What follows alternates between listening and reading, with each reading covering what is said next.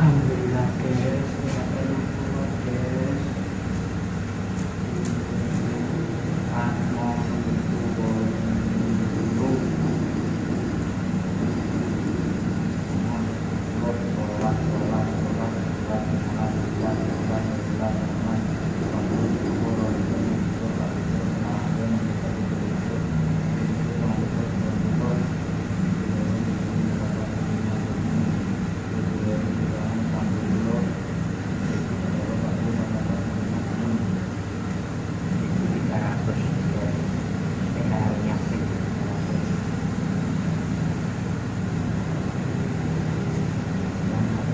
buat beli jajan lebaran guys.